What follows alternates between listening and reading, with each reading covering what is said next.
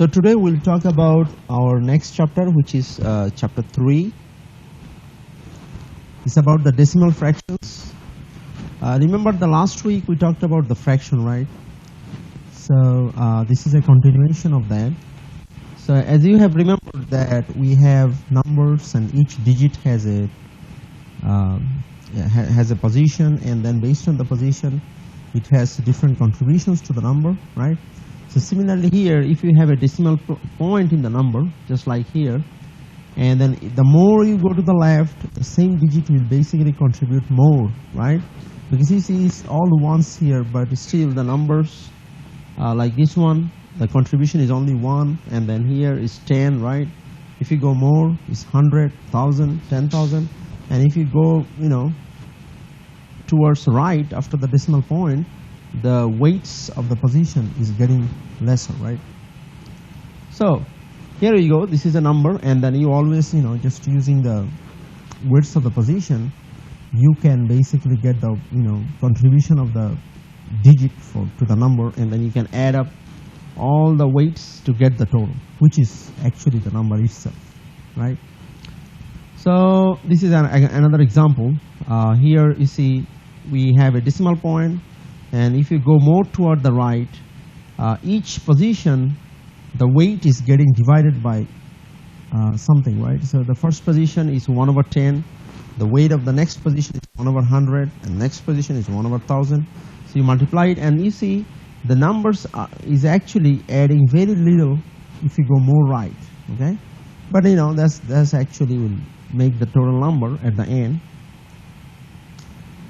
But as you have seen here, the 0 doesn't add anything to the number, right? Whenever you have a 0, right, it doesn't add anything, but it still is important because it's actually a placeholder, right? Because without the 0, for an example, you want to write 204.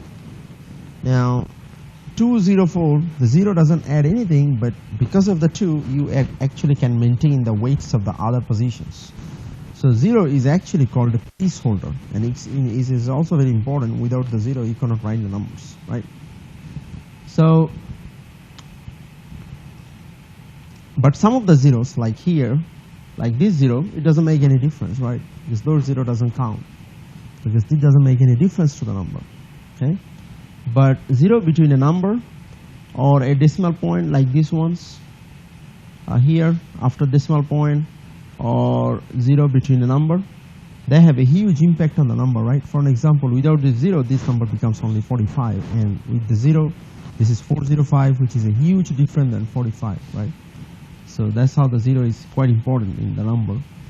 And some of the 0 like these, they also do not change the value like this, like say after the decimal point, after the number ends, you just add some zeros. That doesn't add anything. But some cases like these, this doesn't change any value as well, but some of the times this 0 is important because we just intentionally add this 0 just to make sure that people notice that there is a decimal point after the 0, because a lot of times they overlook if I just write 0.59, but technically both of the numbers are right and they are equal. They have no difference. But we prefer here a leading 0 for the decimal number, as I said, so that the people doesn't, they don't overlook. So instead of writing 0.23, you always want to write 0.23, because it's just leading a 0 and then decimal point and then writing the numbers. Now let's look at the digit that we have in the numbers. Those are called significant figures. Now significant figures follow in consecutive places like these. So from next to left to right from each other. So all these are like significant digits, okay, significant figures.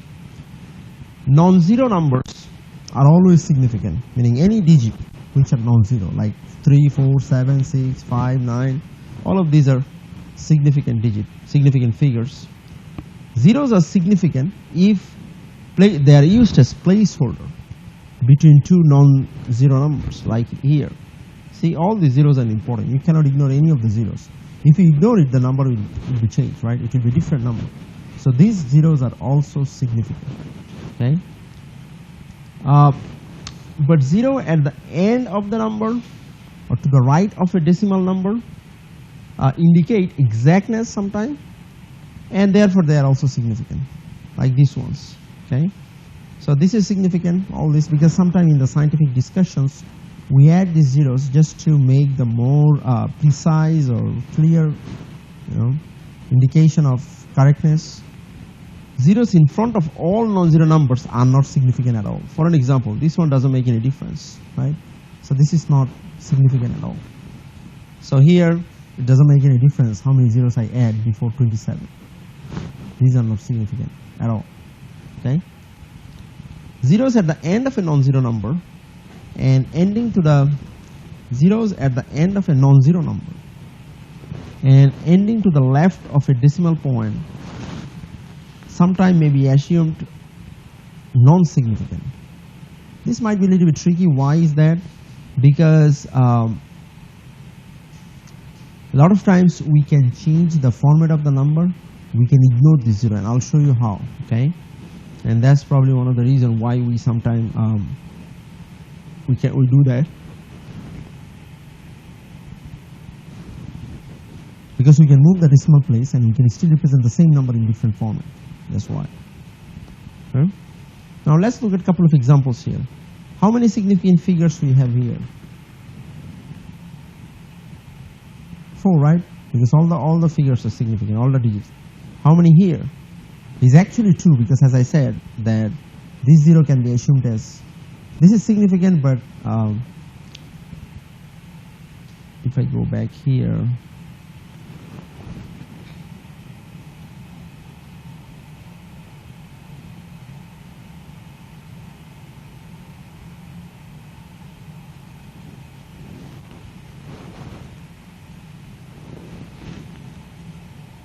so here we have 2 significant figures, right? 4 and 5. How about here? It's 3, right? 2, 7, and 8.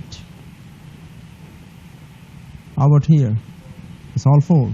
6, 0, 8, and 9. How about here? How many significant figures do you have here? It's actually 3, right? Because 0, 3, and 4, all of these are significant, right? How many significant figure here? This is still 3 because 0, 3, and 4, right? So it's 3. How about this? It's actually all of it, right? Just, so that's just 5. How about here? It's 3. It's 4, right? 0, 2, 3, and 4. 0, 2, and 3. 3, right? Now, we'll now look at how we round the number. I think most of you know it, but just in case you have forgotten some of these. So, to round any number, let's skip the description so that we can look at the example and probably understand better in the example. Sometimes we try to round the whole numbers like this. So let's say if somebody give you this number and tells that can you, because we know that there are 4 significant figures, right? 4, 7, 1, 5. And somebody tells me, okay, can you round this number into 3 significant figures? So what we do is we just actually make the rightmost digit 0 to keep it 3 significant digits, and since the rightmost digit that we just changed to 0, that is 5 or more, we just add 1 with this. Anytime if you are making some digit 0, then you add 1 with the previous, meaning the left whole number. Okay, so that's why this becomes 2 instead of 1. Okay, now if we are given this number and somebody said, okay, can you round it to the nearest 1000 position? Now the 1000 positions mean the position 4.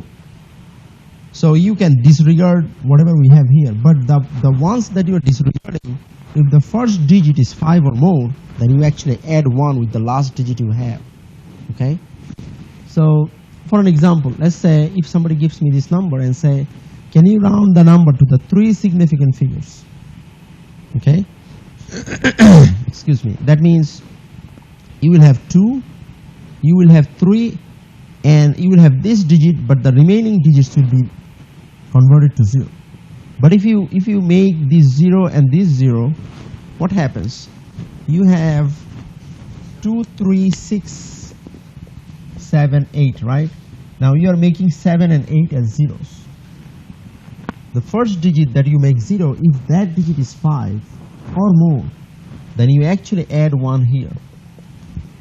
That becomes 23700. Right? So the right answer is actually D. Any question here?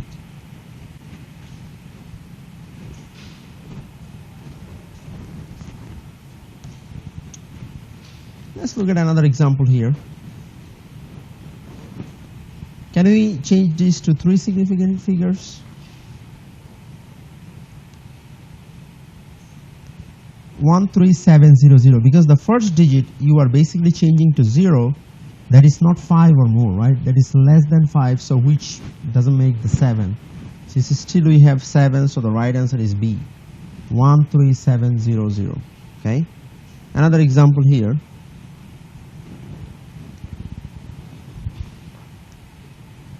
Three significant figures, right?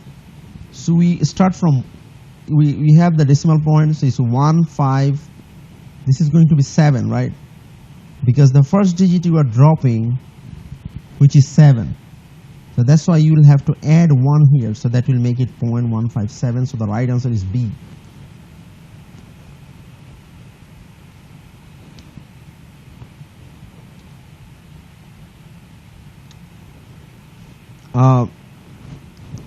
How about here?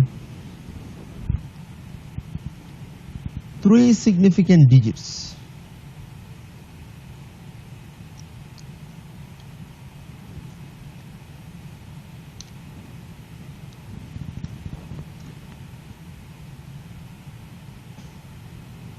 See, this is a bit interesting because you basically will start from 8, because even if you have 0, because you basically start counting from 8. These are the significant digits, right?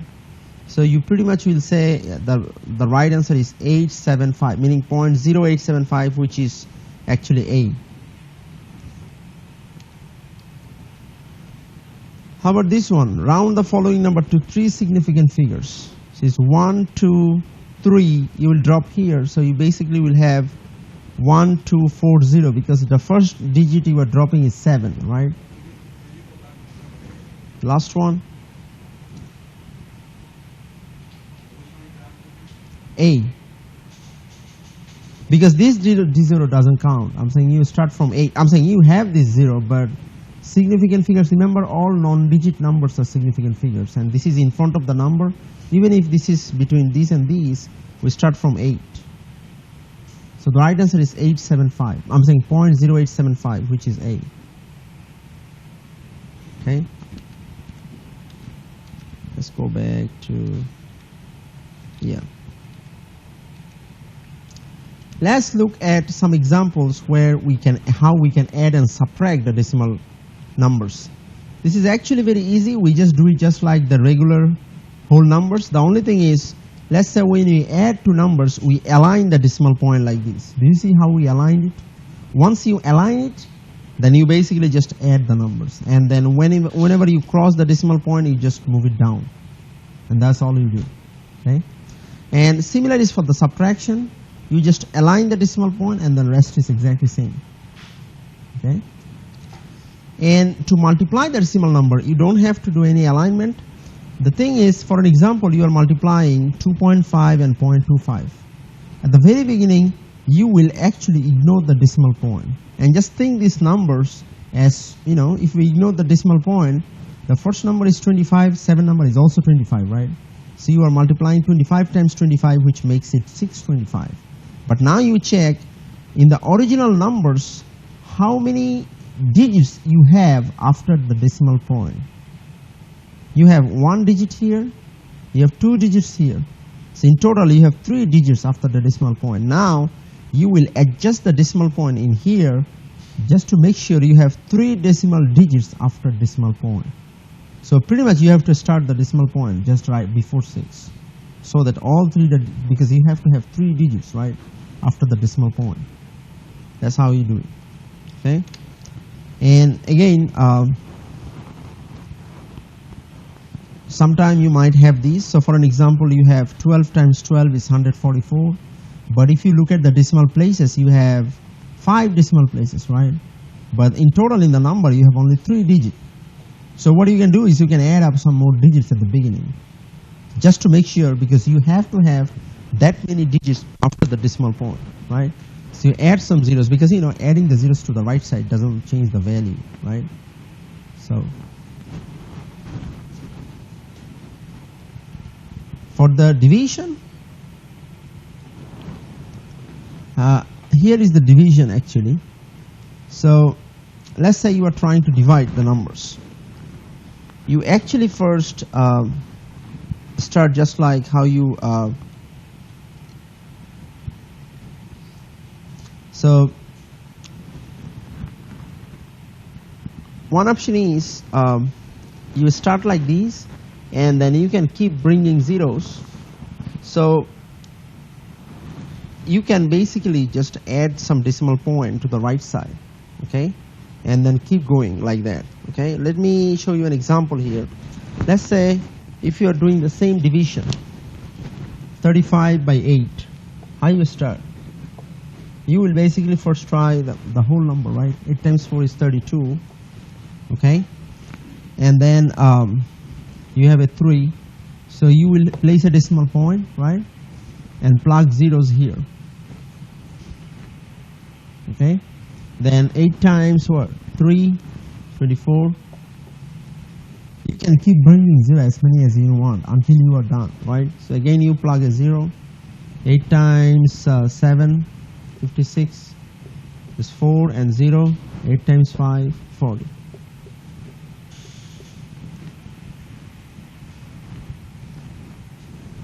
Right?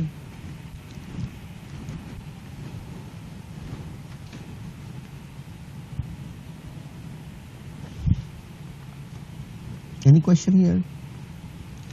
Now you have, if it is this is another example. So in here you are trying to divide, let's say 25, right? But 2.5.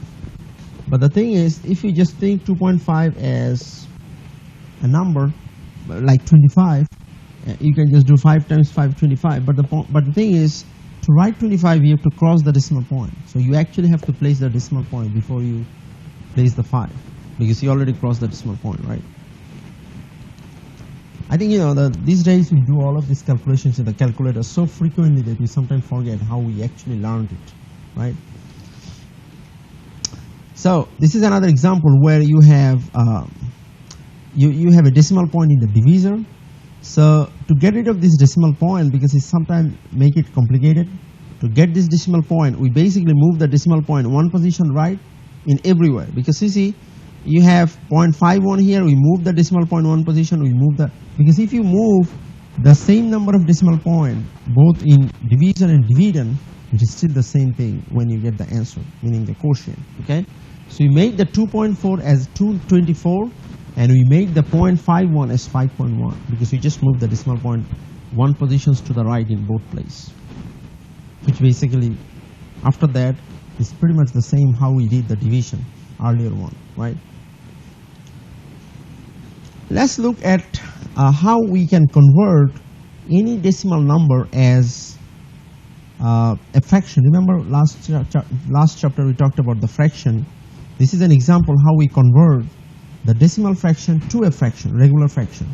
So for an example, you have 0.8. What you need to do is just you write that number, whatever you have as a decimal number, as a whole number, and then you place a 1 at the denominator, and then place as many zero as you have, as many number you have after the decimal point. Here, after the decimal point, you have how many digits? 1 digit, right?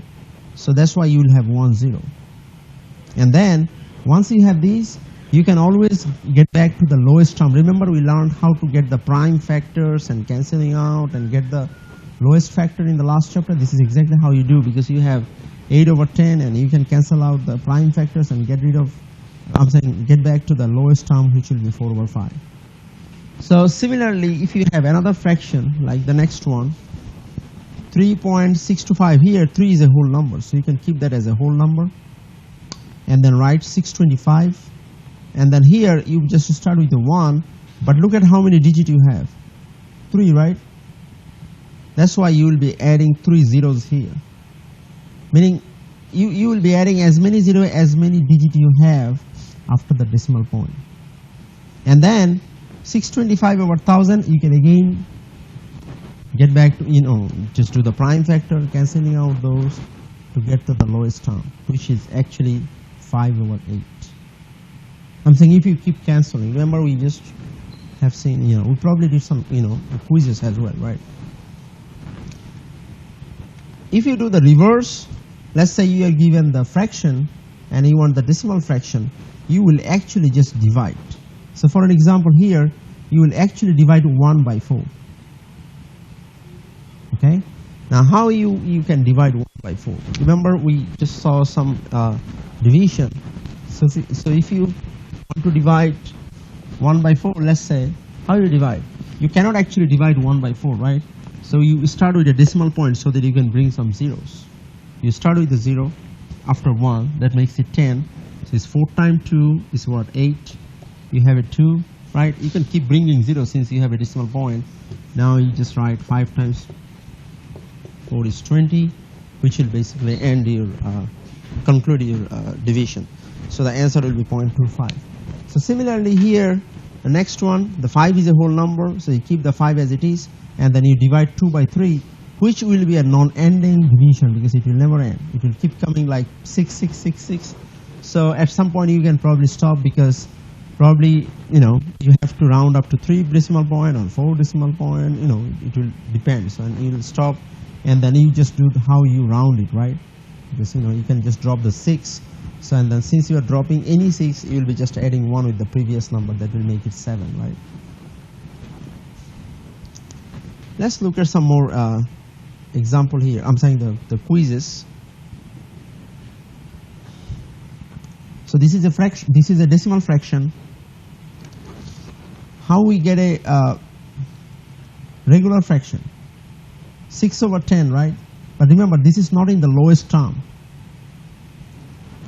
I'm saying the answer is not given in the lowest term, so we did not write it like that. But remember, if you have 6 over 10, you can always get back to 3 times 2 at the numerator and the denominator 5 times 2.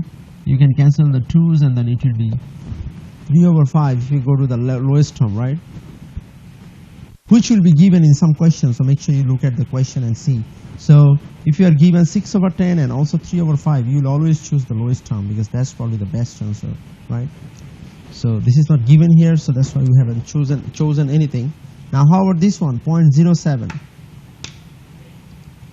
The right answer is B, right? Is actually 7 over 100 because you start with, you write 7 as a whole number, but how many decimal digits you have after decimal point?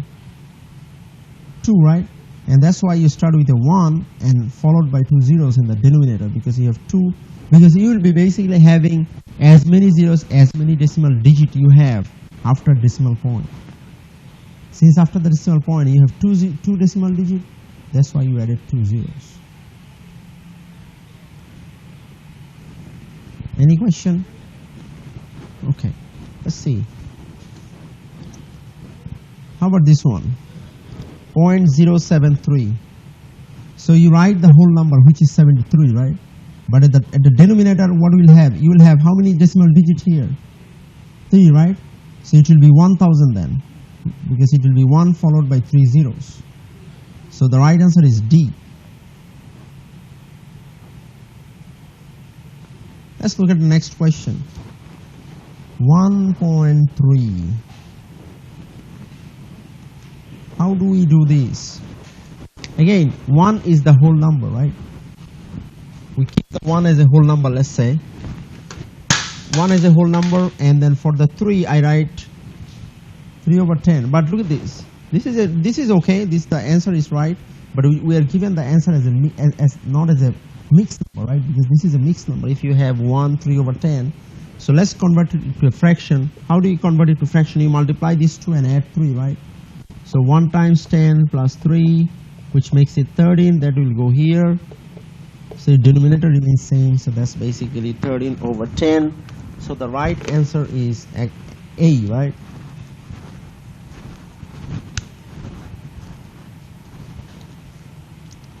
This is the last quiz question for this chapter. So 12.35. how do we do it? It's just like how we did it here. You can still do that. So, so you keep 12. Let's start like this. You keep 12 as it is, and 35. You write 35 over 100 because there are 2 decimal digits. So I just start. I just kept the denominator 100, and then if you go to this is a mixed number, and from the mixed number you can write the improper fraction, right? How you do it? You just multiply these two, right? 12 times 100 and add 35. If you do that, it will be 1235, which will be here, and your denominator remains same. Is actually 1235 over 100, which is B. Anyone has any question? If not, I'll stop the presentation here and we'll go to the quiz section, and we'll finish all the quizzes for the chapter 3. Okay? This is the end of chapter 3, and the next week we'll talk about chapter 4 and a little bit from the professional. There is a little bit of successful technician lecture, okay, which is not a math lecture, but those are a little bit of professionalism lecture. And then after that we'll be done for the syllabus for the test 1. So as you can see, when you sign in, you probably see there are test dates here in the roster, right? The red dates. So you can, every day you sign, you can, I'm saying every class when you sign, you will see how close you are. So we will have a test just from 2 weeks from right now. Would the answer be 12? The answer is actually B. Yeah, this is how we do it. We just wrote it as a first we wrote it as a mixed number, right? Then you convert the mixed number 35 over 100. Yeah, and then. Yeah, but we did not, go to the lowest term, right? So we just converted that into the mixed number to the improper fraction. But I know that after you have the improper fraction, you can go to the lowest term. We did not do the lowest term here, but in pause, be careful. It might be given as a lowest term answer. It may not be given as the lowest term answer. In some questions, you are given in both. If you are having both, then always choose the lowest term. Okay. This is the chapter 3. Okay. And we'll cover chapter 4 next week, and the test 1 is going to cover chapter 1, 2, 3, 4, and there is a little lecture from successful technician, which we'll talk about that next class. Okay. So that means we'll have that first test, which is the test 1, just 2 weeks from right now, which is probably September 25. Okay.